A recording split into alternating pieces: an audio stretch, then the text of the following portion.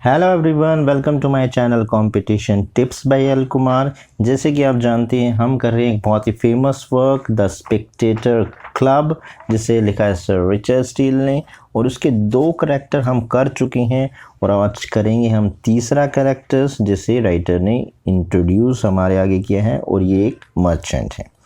तो पहले 2 sir Roger और द टेम्पलर हम कर चुके हैं, अब ये तीसरा कैरेक्टर्स हमारे आगे राइटर ने इंट्रोड्यूस किया है। तो चलिए स्टार्ट करते हैं। The person of next consideration is sir Andrew Freeport. अब जो कह रहे हैं कि अगले व्यक्ति जो कंसिडरेशन मतलब विचार के लायक हैं वो है सर एंड्रू फ्रीपोर्ट। और अब वो क्या है? A merchant of great eminence in the city of London, और जो है लंदन शहर के श्रेष्ठ महत्वपूर्ण व्यापारी। ग्रेट एमेंस का मतलब होता है, ग्रेट का तो मतलब हो गया महान, और ये हो गया एमिनेंस का मतलब हो गया श्रेष्ठ। तो जो लंदन शहर के श्रेष्ठ महत्वपूर्ण मर्चेंट हैं, व्यापारी हैं। A person of indefatigable, a person of इनडिफैटिगेबल।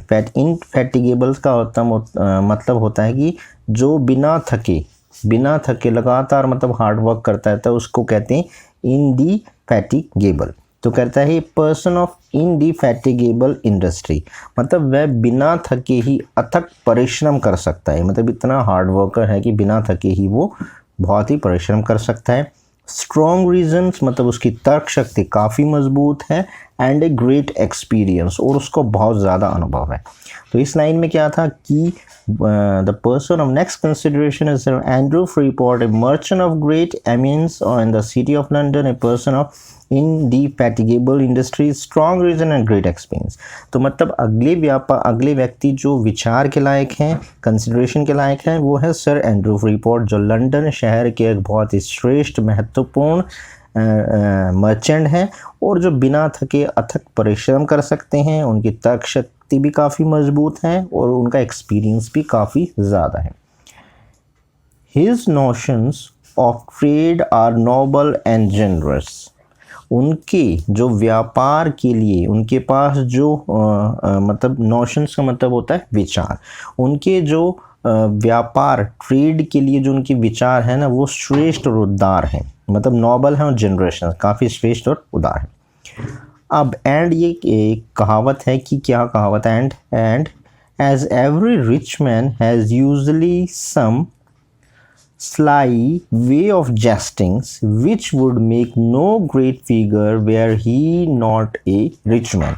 तो कहता है कि जैसे कि अब इसमें स्लाई का मतलब होता है एक मतलब जैसे वो कहते हैं कि ना कपटी या शातिर तरीका होता है, कपटी और शातिर को बोलते हैं स्लाई।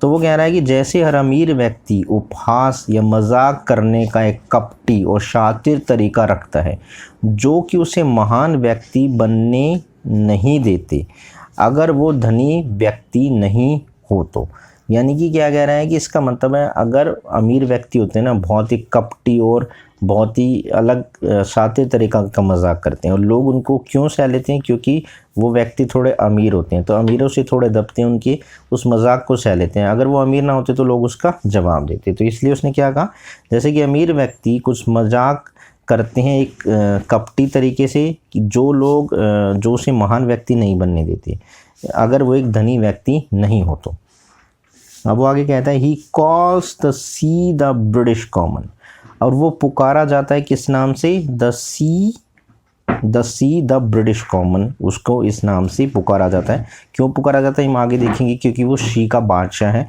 सी में उसके जो सारा जो ट्रेड है, जो व्यापार है, वो इसी से चलता है। He is Aquitaine with commerce in all it's part, और वह व्यापार और उसके जो सभी पार्ट्स हैं, मतलब व्यापार और उसके अलग अलग डिफरेंट पार्ट्स होते हैं, तो उस व्यापार और ट्रेड्स के पार्ट से वह बहुत अच्छी तरीके से वो परिचित है। and will tell you that it is a stupid and barbarous way to extend dominating by arm।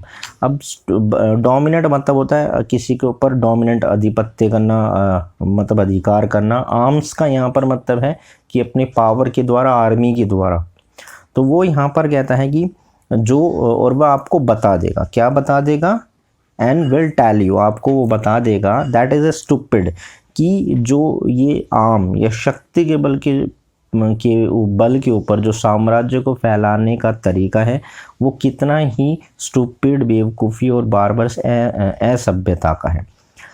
यानी कि ये जो किसी के फोर्स के बेसिस पे, जैसे हम देख रहे हैं अभी रशिया यूक्रेन पे हमला कर रहा है, तो वो एक तरीके से बहुत स्टूपिड और बारबरस तरीका है किसी के देश के ऊपर आधिपत्य, डोमिनेंट स्थापित करने का। क्यों? वो कह रहा है कि इससे बेटर तरीका क्या है, for true power is to be got by art and industry. तो उससे अच्छा तरीका क्या है, सच्ची ताकत कला, आर्ट्स और इंडस्ट्री मतलब व्यापार से प्राप्त की जा सकती है। यानी कि आम से किसी के ऊपर आधिपत्य करके डोमिनेट नहीं किया जा सकता, बल्कि जो सच्ची पावर है, सच्चा जो शक्ति है, वो तो आर्ट्स मतलब लिटरेचर्स, आर्ट्स, कल्चर और इंडस्ट्री, व्यापार, आर्ट्स और व्यापार ही वो अब ताकत है जो दूसरे देश के ऊपर डोमिनेट कर सकता है एक सच्चे तरीके से। He will often argue that, वो अक्सर आर्ग्यू करता है, क्या आर्ग्यू करता है, if this part of our trade were well cultivated, we should gain from one nations and if another from another। वो अक्सर आर्ग्यूमेंट करता है, क्या आर्ग्यू करता है, कि यदि एक पार्ट हमारे ट्रेड को अच्छे तरीके से कल्टीवेट किया जाए तो हम इससे गेन करेंगे एक नेशंस को, और यदि दूसरा भी लागू कर दिया जाए तो एक और नेशन को प्राप्त कर सकते हैं। सिंपल वे में इसका ये कहना हुआ कि अगर हमारे, जैसे उसने कहा कि ट्रेड्स के डिफरेंट पार्ट्स होते हैं, अगर एक ट्रेड्स को कर दे तो हम इजीली एक देश के ऊपर हम उसको प्राप्त कर सकते हैं, और दूसरा पार्ट्स भी अगर उस ट्रेड्स का इम्प्लीमेंट कर दिया जाए तो हम उस अगले देश को भी कर सकते हैं। इस तरीके से हम एक एक देश पर अपना डोमिनेट कर सकते हैं ट्रेड के द्वारा, क्योंकि वो एक बिजनेसमैन है, एक मर्चेंट है, तो वो ट्रेड्स की बातें ही यहाँ पर करेगा। I have heard him prove that diligence make more lasting acquisitions that वलर।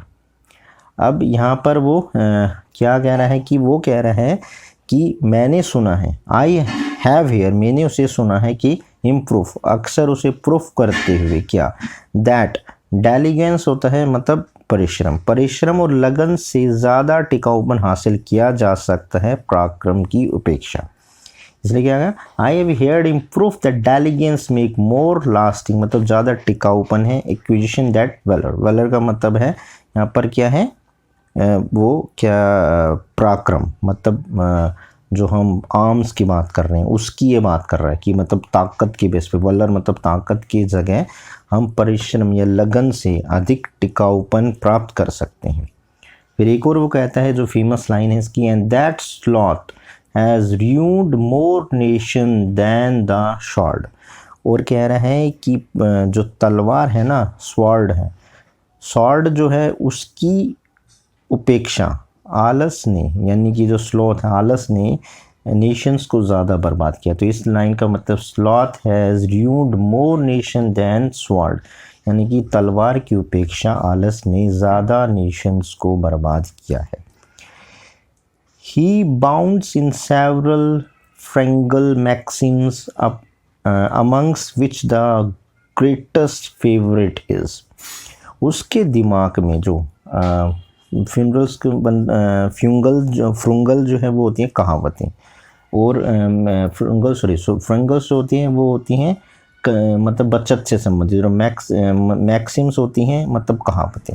तो वो कहते हैं उसके दिमाग में बचत से संबंधित कहावतें जो है ना, एब्यूडेंट्स मतलब प्रचुर मात्रा में भरी पड़ी हैं, सेवरल हैं उसके, द अबाउंट्स इन सेवरल फ्रुन मैक्सिम, यानी कि उसकी जो बचत है, कैसे सेविंग की जाए, वो उसके दिमाग में बहुत बड़ी तादाद में वो कहावतें भरी पड़ी, जिसमें से उसकी कह रहा है amongst which the greatest favourite, जो उसमें से सबसे उसकी पसंदीदा जो फेवरेट है वो कौन सी है, वो ये है, ए पैनी सेव्ड इज़ ए पैनी गॉड, यानी कि जो एक पैनी, क्योंकि वहाँ पैनी बोला जाता है रुपए को, तो एक पैनी जो आप बचा लेते हैं वही आपकी इनकम होती है, वही आप प्राप्त कर सकते हैं, यानी कि हर आपकी एक बचत आपकी इनकम है। A general trade of good sense is pleasanter company than a great scholar. अब वो यही अपना ही, क्योंकि वो एक ट्रेडर है तो उसी की खासियत वो बता रहा है। वो कहता है एक जनरल ट्रेडर, एक सामान्य व्यापारी ऑफ ए गुड सेंस, एक सामान्य व्यापारी जिसके पास गुड सेंस होता है वो ज़्यादा खुश होता है, मोर प्लेजेंटरी होता है गुड सेंस के कारण, कंपेयर के एक सामान्य विद्वान या एक स्कॉलर की जगह। तो ये क्या कहना चाहता है, वो कह रहा है कि एक स्कॉलर की जगह अच्छे व्यापारी की जो कंपनी है, जो संगत है, वो अच्छी होती है। इसलिए उसने क्या कहा, a general trade of good sense is pleasanter company than a general scholar. Scholar मतलब यहाँ विद्वान की बात की गई। And sir Andrew having a natural unaffected eloquence, the perspective of his discourage gives the same pleasure that wit would be in another man। तो वो कह रहे हैं कि जो ये सर एंड्रू हैं, जो कि रखते हैं क्षमता, किस चीज़ की क्षमता, सहज प्राकृतिक वाक्पटुता या भाषण की, क्योंकि ये जो एलिगेंस है मतलब वाक्पटुता होता है, सहज प्रकृति वाक्पटुता भाषण देने की, और जो स्पष्टता उनकी बातचीत को क्या देती है, एक आनंद, मतलब वो इतने स्पष्ट तरीके से बोलते हैं, इतने क्लियर तरीके से अपना भाषण देते हैं कि एक मज़ा आ जाता है, एक आनंद आ जाता है। वो वैसा ही आनंद है जैसे कोई व्यक्ति किसी एक दूसरे व्यक्ति को आनंद देता है कि उसके हाजिर जवाबी, कोई क्वेश्चन पूछता है, उसके जो हाजिर जवाबी होते हैं, जो विट्स होता है, वो उतना ही उसको इंटरटेनमेंट करता है, उससे वो खुश हो जाता है, सरप्राइज हो जाता है। तो इसी इसमें कहा गया discourse give the same pleasure that wit would be another, जैसे कि हाजिर जवाबी किसी दूसरे व्यक्ति को भी आनंद देती है, वैसे ही जो उनकी स्पष्टता है बातचीत करने की, भाषण देने की, वो उनको एक आनंद देती है। He has made his fortunes himself, उसने अपने भाग्य का निर्माण, फॉर्चून का निर्माण स्वयं किया है। And says that England may be richer than other kingdom by his plain method as he himself is rich than other men। और वो क्योंकि उसने अपने भाग्य का निर्माण किया था, वो कहता है कि जो इंग्लैंड है एंड मे बी रिचर, और अधिक रिच बन सकता है किसके मुकाबले, किसी अदर किंगडम, किसी दूसरे किंगडम से, उतना ही कैसे, by as a plain method, उतने ही सामान्य, प्लेन मतलब बहुत ही सामान्य तरीके से, एज ही himself is rich than other man, जितना कि वो स्वयं अमीर बन गया है दूसरे लोगों से। Through at the same time, साथ ही उसी समय वो कहता है, क्या कहता है अपने बारे में, I can say this to him, साथ ही वो साथ ही कहता है कि साथ ही मैं उसके बारे में एक और बात कह सकता हूँ, यहाँ राइटर कह रहे हैं, at the same time I can से, मैं उसके बारे में बात कह सकता हूँ, क्या, that there is not a point in compass, कि उसके कंपास में कोई भी दिशा का पॉइंट नहीं, यानी कि उसके पास जो कंपास है उसमें कोई दिशा का पॉइंट नहीं है। क्यों नहीं है वो आगे बता रहे हैं, but blow home A ship in which he is owner, क्यों, क्योंकि वो इंग्लैंड का ऐसा कोई भी जहाज़, इतना बड़ा वो ट्रेडर है कि इंग्लैंड का एक भी जहाज़ जो पानी के जहाज़ हैं ऐसा नहीं है जिसमें सर एंड्रू का हिस्सा ना हो या जिसका वो मालिक ना हो, इसलिए उसके कंपास में कोई भी डायरेक्शंस, कोई भी पॉइंट नहीं है। क्यों, उसका तो व्यापार जो है हर जगह फैला हुआ, अलग अलग जगह से शिप्स आते हैं, सब में उसका हिस्सा है, सबका वो मोस्टली, अगर बहुतों का ओनर है, अगर नहीं है तो वो उसका ज़रूर पार्टनर है, जिनमें हर कहीं जो भी जहाज़ आता है उससे उसका फ़ायदा ही होता है, इसलिए उसके कैंपस में कोई भी पॉइंट नहीं है। तो इसके जो मेन फैक्ट थे वो यही थे कि सर एंड्रू क्या है, एक मर्चेंट है, और वो किसको ज़्यादा अहमियत देते हैं आर्म्स के मुकाबले, आर्ट एंड इंडस्ट्री को, और वो क्या कहते हैं, वो कहते हैं कि स्लॉथ जो आलस्य है, has ruined more nation than sword, यानी कि तलवार के मुकाबले आलस ने ज़्यादा देशों को बर्बाद किया है। और उनकी एक फेमस जो मैक्सिम है वो क्या है, ए पैनी सेव्स ए पैनी गॉड, और वो क्या है, एक ऑनर है सारे जो भी शिप्स आते हैं। तो ये थे सर एंड्रू। इसके बाद 3 और करैक्टर हैं, हम एक एक करके इनको देखते हैं। तो मिलते हैं अगले वीडियो में जिसमें हम कैप्टन सैनिटरी को डिस्कस करेंगे। तो तब तक के लिए हैव ए नाइस डे।